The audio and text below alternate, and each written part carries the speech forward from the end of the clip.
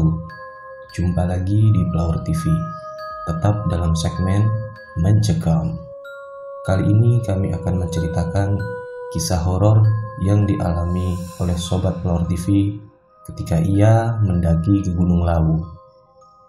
Sebut saja namanya Andri. Waktu itu saya diajak mendaki ke Gunung Lawu oleh teman saya. Saya awalnya ragu untuk mengiyakan ajakan teman saya, karena katanya Gunung Lawu ini terkenal angker. Namun akhirnya saya pun mau, karena kata teman saya, kita akan mendaki rame-rame, sekitar berjumlah 8 orang. Ada beberapa jalur pendakian yang ditawarkan oleh Gunung Lawu ini. Setelah mempersiapkan segala sesuatu, termasuk mental, perbekalan, dan kondisi fisik, kami pun berangkat ke base camp. Sesuai ajakan teman saya, kami 8 orang mendaki lewat jalur Candi Ceto. Sedikit was-was, karena jalur Candi Ceto ini konon merupakan jalur pendakian yang katanya paling angker. Namun karena kami berangkat 8 orang, setidaknya ketakutan itu sedikit berkurang. Kali ini kami benar-benar mempersiapkan diri. Jika biasanya kami berangkat pada malam hari, kali ini kami berangkat pada siang hari. Sehingga sampai ke base camp jalur Candi Ceto sekitar jam 3 sore. Setelah beristirahat dan membayar karcis di loket, kami rombongan 8 orang ini bergegas mulai mendaki perlahan-lahan. Pendakian Gunung Lawu lewat jalur Candi Ceto ini diperkirakan membutuhkan waktu sekitar 8 hingga 10 jam. Sekitar pukul setengah 4, kami mulai mendaki. Di jalur pendakian Candi Ceto terdapat 5 pos yang bisa digunakan untuk beristirahat. Perjalanan dari base camp menuju pos 1 terasa lama sekali, sekitar 1,5 jam termasuk istirahat beberapa kali. Sekitar jam 5, kami melanjutkan perjalanan menuju pos 2. Dari pos 1 menuju ke pos 2, medannya lumayan mudah. Lebih mudah daripada menuju ke pos 1. Kami sampai pos 2 sekitar 1 jam kemudian. Sesampainya di pos 2, hari sudah mulai gelap.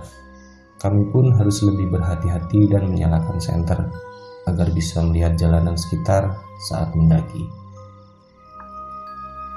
Waktu itu kami masih sangat bersemangat. Di perjalanan menuju pos 3 ini, awalnya dari pos 2 menuju pos 3 ini ada satu rombongan yang bersama kami. Namun mereka berjalan terlalu cepat, hingga kami pun tertinggal lumayan jauh. Yang penting kami serombongan selalu bersama, karena kebersamaan adalah prinsip kami waktu mendaki gunung. Di sini mulai terjadi keanehan. Sebelum sampai ke pos 3, kami bertemu dengan seorang kakek tua yang membawa tongkat. Kami lihat dari belakang, sepertinya dia kesulitan untuk berjalan. Tapi anehnya, bagaimana bisa kakek tua itu sampai ke sini ya? Melihat cara jalannya yang susah sepertinya gak masuk akal. Apalagi saat itu sudah malam.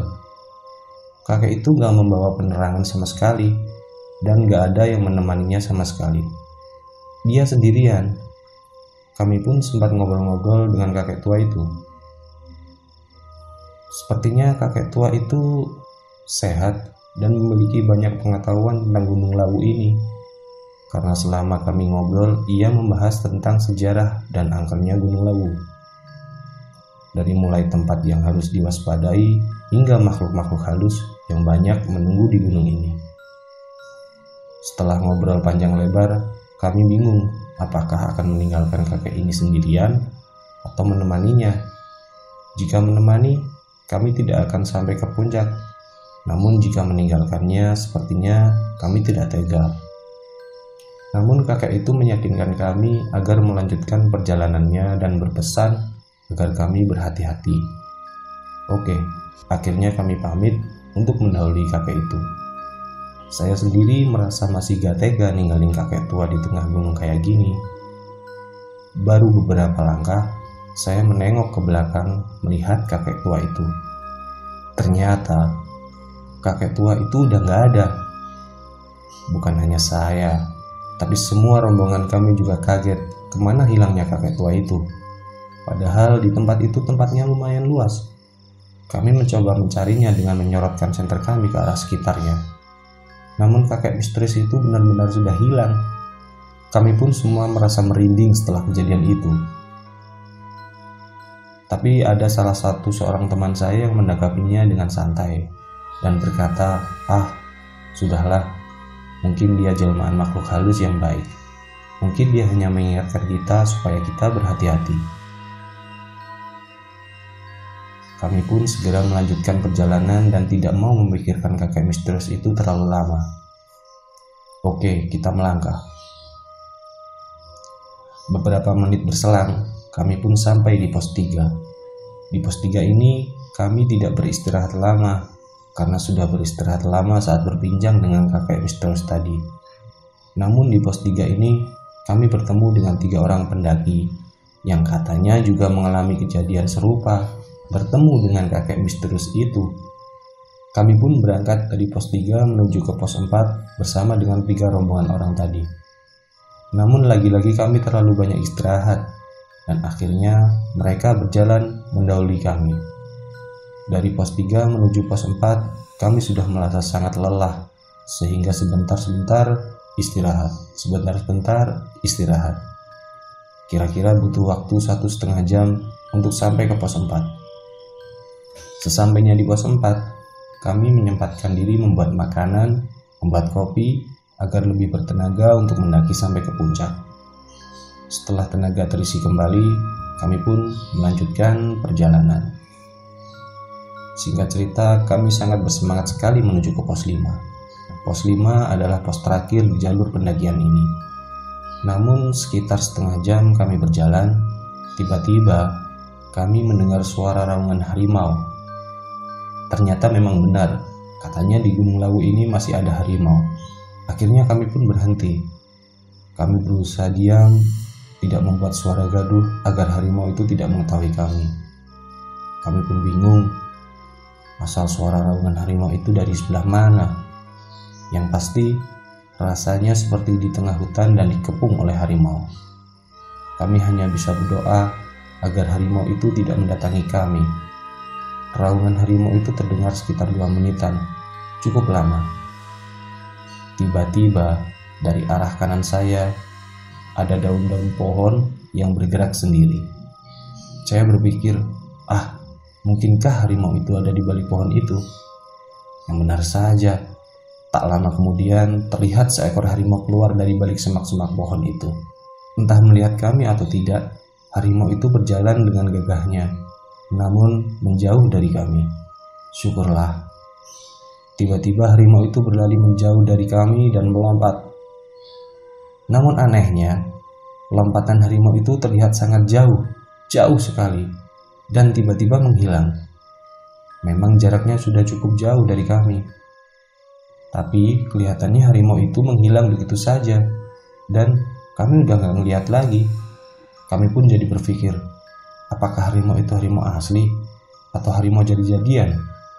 Kalaulah disuruh memilih antara harimau asli atau jadi-jadian, sepertinya ini pilihan yang sulit. Namun kami pun lega dan tenang, setidaknya harimau itu tadi sudah pergi. Meskipun kami masih dalam keadaan takut, akhirnya kami bergegas melanjutkan perjalanan ke pos 5. Sesampainya di pos 5, kami kembali beristirahat. Kami hanya beristirahat sekitar 15 menit dan segera melanjutkan perjalanan ke Hargo Dalam. Di sini medannya lumayan ekstrim, membuat kami sangat kelelahan. Tapi kami saling menyemangati satu sama lain agar bisa cepat-cepat sampai puncak.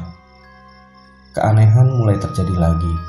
Saat melewati pasar setan Gunung Lawu, kami mendengar suara gaduh seperti suara ibu-ibu yang sedang tawar-menawar harga layaknya ada di pasar. Ini bukan hanya kata orang, tetapi memang terjadi. Dan kami semua mendengar suara itu. Saya pun lebih memilih cuek, meskipun sebenarnya bulu kuduk saya juga merinding, jantung saya juga berdetak kencang. Langkah demi langkah kami lalui dan kami hampir berhasil melewati pasar setan ini. Namun, 20 meter sebelum pasar setan ini terlewati, terlihat asap dari arah kiri kami. Asap itu bukan seperti kabut biasanya. Asap itu terlihat aneh, seperti membentuk sesuatu. Kami tak sempat memotretnya karena kami dalam keadaan takut. Saat itu, kami hanya fokus dan berdoa agar selamat sampai tujuan dan bisa kembali lagi pulang. Kami berjalan sambil mengamati kepulan asap itu. Tiba-tiba, di balik asap itu, terlihat seperti kepala tengkorak yang terlihat samar-samar. Melihat bayang tengkorak yang samar-samar itu, kami langsung lari. Kami berusaha lari, tapi rasanya susah. Karena selain kaki sudah terasa sakit dan berat, kami juga membawa beban berat, sehingga gak memungkinkan kami untuk lari cepat. Namun akhirnya ketika kami sudah jauh dari tempat di mana bayangan tengkorak itu berasal, beberapa menit kemudian kami sampai di Hargodalam. Kami istirahat lagi. Sebenarnya untuk menuju puncak sudah tidak terlalu jauh, mungkin hanya sekitar 30 menit sampai 40 menit lagi. Namun rasa lelah benar-benar membuat kami harus beristirahat. Kami pun membuat kopi lagi. Bahkan ada teman kami yang membuat mie. Saat menyalakan kompor portable, tiba-tiba salah satu teman saya kaget. Keringat dingin keluar dari wajahnya, pucat sekali. Lalu saya pun berkata, ada apa?" Dia hanya diam, mukanya pucat sekali. Karena dia begitu ketakutan, kami semua juga bingung, kami pun ikut-ikutan takut. Kemudian kami pergi dari situ. Lalu kami semua lari kecil buat ninggalin tempat itu.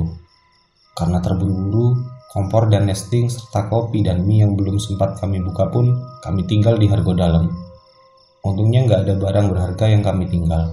Setelah capek berlari, kami berjalan cepat. Saya mengajak berhenti sebentar, namun teman saya yang tadi katanya ngelihat sesuatu. Dia nggak mau dan lebih memilih, "Ayolah, kita jalan terus saja." Singkat cerita, akhirnya kami pun sampai di area camping ground di puncak Gunung Lawu. Kami pun akhirnya mendirikan 2 tenda dan masing-masing diisi 4 orang. Kebetulan saya setenda dengan teman saya yang tadi kaget ngelihat sesuatu itu. Di dalam tenda dia bercerita kalau dia melihat sosok genderuwo. Genderuwo itu menatap tajam ke arahnya. Pantas saja dia sangat ketakutan. Tenda kami berdiri sekitar jam 1 malam. Kami yang sudah sangat lelah pun segera bersiap-siap untuk tidur. Kami sengaja mematikan lampu tenda supaya nggak mengganggu saat tidur. Alhasil, beberapa menit kemudian, kami langsung tidur pulas. Tiba-tiba, gak berapa lama kemudian, teman yang ada di samping saya berteriak ketakutan. Saya yang tempat tidur di sampingnya pun juga ikut ketakutan.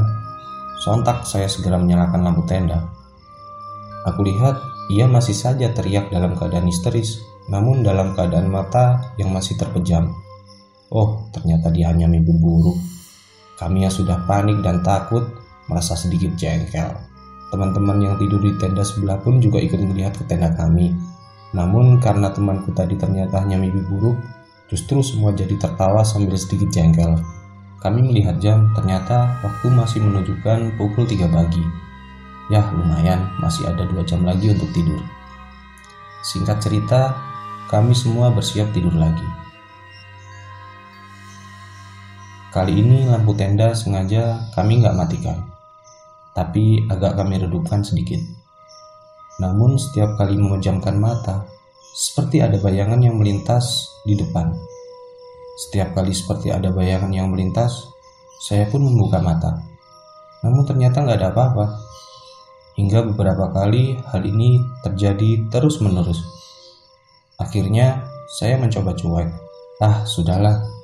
Tapi ketika saya tidak membuka mata, bayangan itu seolah tepat di depan wajah saya. Bahkan rasanya seolah ada yang meniup ke arah wajah saya. Saya pun langsung kaget.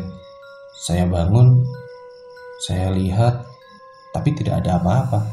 Teman saya yang lainnya juga masih tidur. Sejak itu, Saya gak bisa tidur lagi sampai pagi. Saya hanya mainan HP sampai subuh. Setelah sholat subuh, kami serombongan makan roti. Sebenarnya rencananya mau membuat mie dan kopi, tapi kompor mini, nesting, dan kopi tertinggal di hardcore dalam tadi. Setelah kira-kira agak terang, kami pun keluar dari tenda dan bersiap menyambut sunrise. Akhirnya, pengalaman mistis mendaki Gunung Lawu ini terbayar dengan keindahan di pagi hari. Singkat cerita, pukul 9 pagi kami segera turun setelah puas berfoto-foto. Selama perjalanan turun, beberapa kali kami dengar suara teriakan. "Woi!" Suara itu terdengar dari belakang kami. Saya pikir mungkin itu pendaki lain. Tapi setelah kami nengok ke belakang, gak ada siapa-siapa. Singkat cerita, kami sampai di pos 2 dalam keadaan sudah maghrib. Kami pun istirahat di sana. Tidak lama kemudian, ada 2 orang dari arah atas mendatangi kami dan ngobrol dengan teman-teman saya. Waktu itu saya perhatikan 2 orang ini. Saya merasa agak aneh karena 2 orang ini terlihat naik gunung cuma bawa senter, sama sekali gak bawa perlengkapan. Pas turun, mereka jalan duluan sekitar 3 meter di depan rombongan kami. Ternyata betul, setiap kali kami jalan, dia selalu ngarahin langkah ke arah jurang. Anehnya, sampai-sampai teman saya teriak, "Bang, itu jurang, jangan ke situ. Kita jalannya lurus saja."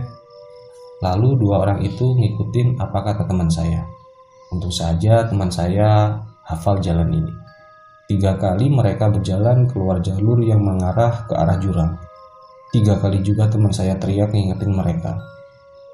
Anehnya, ketika hampir sampai ke pos 1, mereka tiba-tiba jalan lumayan cepat, sehingga rombongan kami pun tertinggal. Setelah kami sampai di pos 1, ternyata 2 orang tadi gak ada. Kami berpikiran mungkin mereka langsung lanjut turun. Jadi di pos 1 hanya ada rombongan kami. Di sana kami istirahat sebentar sekitar 5 menit, lalu lanjut jalan lagi. Sesampainya di base camp, ternyata 2 orang tadi juga gak ada. Di base camp, barulah kami berpikir, sepertinya 2 orang tadi bukan manusia, mungkin makhluk yang mau menyesatkan kami. Baru di sini kami merasa aman dari makhluk-makhluk penunggu Gunung Lawu. Alhamdulillah, kami bersyukur kami baik-baik saja, hingga akhirnya kami istirahat sebentar, lalu kami putuskan untuk kembali ke rumah masing-masing.